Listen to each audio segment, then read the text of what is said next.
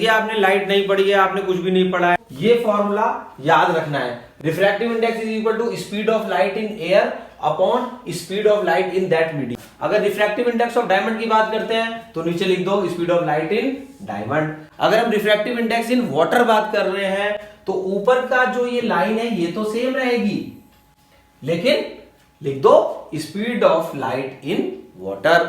अगर हम बात कर रहे हैं रिफ्रैक्टिव इंडेक्स ऑफ ग्लास, तो ग्लास माने शीशा, तो आप लिखिए refractive index of glass is equal to speed of light in air divided by speed of light in glass. तो जिस भी मीडियम के बारे में बात कर रहे हैं हम रिफ्रैक्टिव इंडेक्स कि रिफ्रैक्टिव इंडेक्स उस मीडियम का क्या होगा, उसका नाम आपको यहां पर लिखना है। तो ये क्वेश्चन दिया है रिफ्रैक्टिव इंडेक्स ऑफ डायमंड 2.42 होता है, इसका मतलब बताओ। तो सिंपल हम क्या लिखेंगे, ये फॉर्मूला लिखा है refractive index is equal to speed of light in air upon speed of light in diamond. तो इसका मतलब ये हुआ कि क्या है, ये एक रेशियो है।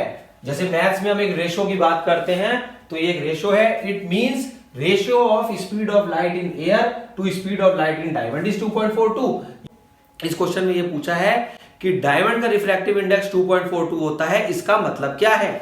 तो इसका मतलब ये है कि ये एक रेशियो है, 2.42 एक रेशियो है।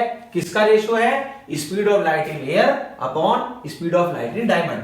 अगर डायमंड के अंदर से जो लाइट जाएगी उसकी कितनी स्पीड होगी, और वही लाइट अगर एयर में से जाएगी तो उसकी कितनी स्पीड होगी, उन दोनों स्पीड को डिवाइड कर देंगे तो हमारा जो रेशियो निकल करके आएगा वो 2.42 होगा और वो रिफ्रैक्टिव इंडेक्स कहलाएगा। तो अब रिफ्रैक्टिव इंडेक्स का एक नाम मैं आपको और बता देता हूं। Refractive index is also called as optical density. अगर कहीं पे ऑप्टिकल डेंसिटी एग्जाम में लिखा हुआ आता है तो आप बिल्कुल कंफ्यूज मत होइएगा, आप समझ जाइएगा कि हम रिफ्रैक्टिव इंडेक्स की बात कर रहे हैं। कि रिफ्रैक्टिव इंडेक्स ऑफ वाटर अगर बात करते हैं तो क्या होगा, refractive index of water is equal to, ऊपर एयर की लिखते हैं और बाद में speed of light in water लिख देंगे।